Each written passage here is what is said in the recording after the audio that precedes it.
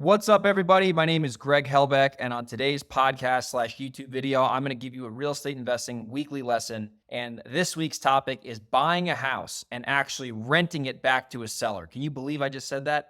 Buying a house from a seller and then renting it back to them, right? That's a scary thing if you're brand new. But today I'm going to talk about why should you do this sometimes? How do you do it? What are some of the risks? What are some ways you can mitigate your risks? So hopefully by the time you're listening or watching this, you'll be well equipped to do that if the deal warrants that. So before I get into that, if you're not familiar with me, my name is Greg Helbeck. I've been a full-time real estate entrepreneur now for over 8 years. I've done well over 200 deals. I got a 7-figure business back on the East Coast. I also do some business out here out West where I live. So all the advice I'm giving you is from my own experience. So this is not regurgitated theory out of a book. So let's begin today's topic, all about renting properties back to the seller after we buy the house. So if you're not familiar with that term, the way that a lot of people talk about it is they call it a rent back, which means you buy a house from a seller, and then after you close on the house, you actually let the seller stay there and they pay you rent. Why would somebody ever do this? Like you're thinking like, Greg, if I'm buying their house, wouldn't they want to move? Wouldn't they have to go somewhere else? And why would I ever do that? There's a few reasons you'd want to do that. And the first reason is you can really negotiate a pretty good deal when you agree to rent the property back to the seller because it gives them, number one, peace of mind. And number two, it's something that not a lot of people are willing to do, especially like in the area. I do a lot of business in New York. It's very difficult to actually do evictions. So if you rent the property back to the seller, you are taking a little bit more risk because it would be hard to get them out if they decide not to leave. So step one, analyze the situation and figure out if that rent back is going to add a tremendous amount of value to the seller. I'm actually going to talk to you about a deal I did this on years ago and how it made sense for everybody. So number one is you want to analyze the deal and see if it really adds a lot of value to the seller, because a lot of sellers, believe it or not, if it's not a rental house or if it's not vacant, sellers are overwhelmed. Moving is a pain in the ass for anybody, especially a distressed seller. So when sellers come to the idea that they have to sell their house, that's very intimidating.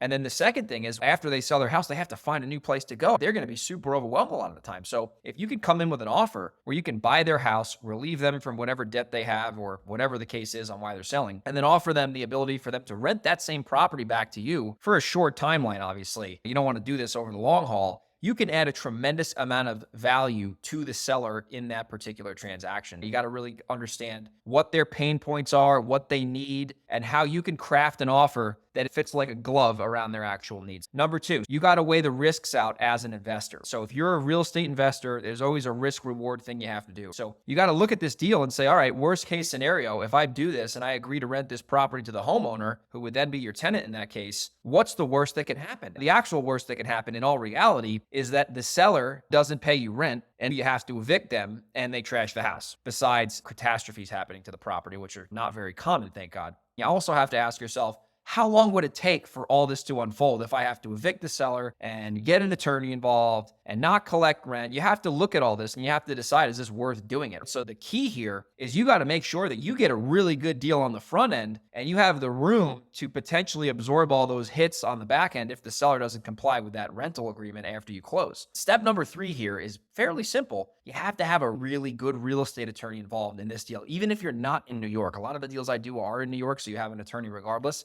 But if you're doing this out of state, let's say you're in Pennsylvania or Ohio or Nevada, you want to actually hire a real estate attorney for this specific deal. You want to have the attorney look at your contract and look at your lease agreement. And you really want to make sure you have your stuff dialed in, because if you don't get an attorney involved and you think you know it all and the title company just does everything, you could really put yourself in a situation where you make the wrong move and you can pay the price and have the wrong paperwork and have the seller burn you. And I'm not saying that sellers are going to burn you a lot of the times, but at the end of the day, you got to go in here with your eyes open and really understand what you're doing. How do we actually conduct a transaction like this? What does this actually look like? So the first thing you do is you write up a contract to buy the seller's house. The second thing is you basically figure out with that seller, how long do they need to stay? A lot of the times we do this on a very short-term basis. The seller needs 2 months to move, or the seller needs 30 days to move. And you determine with the seller, how long is that rental agreement going to be post-closing? You got to get that clear in writing. You never want to have the vague, oh, I'm going to stay here until I find a place to go. You never want to have that. There's got to be details in that agreement saying the seller has a lease from May 1st to June 30th. That's 60 full days.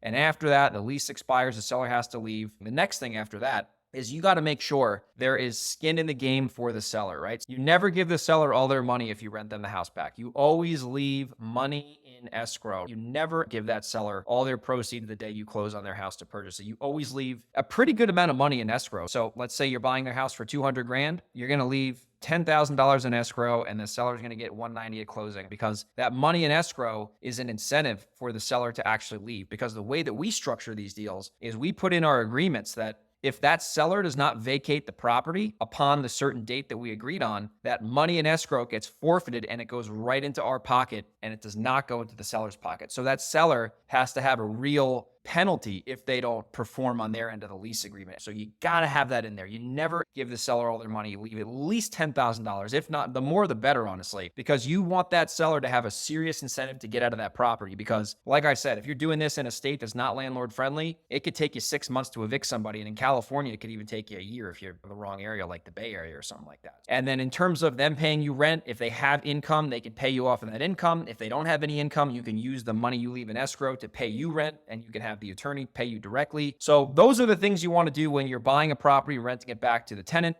I'll give you a quick example here and then I'll end the video. So I bought a property. I think the address was 55 Foss Lane in Huguenot, New York, up in the Middletown, Otisville area. This was a Port Jervis area. This was actually, I think, in 2022, but the seller was moving down south. Like a lot of these people in New York, they sell their New York house and they move to the Carolinas or Florida. So they're moving down south. They needed money from this sale in order to move. So we ended up, I think, leaving $10,000 in escrow. So I bought the house. The seller paid me, I think, $1,000 a month for 2 months. The seller ended up vacating the property after the lease was up. And then I got the property vacant and the seller moved. They got the rest of their money. And I ended up putting, I don't know, 15, 20 grand into that property and selling it, making a profit. It was a complete win-win. I added a lot of value to the seller. They got their problem solved. I got the house at a good price. So don't be scared to do this. If you're brand new and you've never done a house before, I probably wouldn't do this. I would definitely get a couple deals at minimum under your belt before you pull something like this off. But it can be a really valuable tool. It can be a really good addition to your offer. So hopefully you got value from this video. And if you did, please subscribe to our YouTube channel, like the video, share this podcast if you're listening on an audio platform.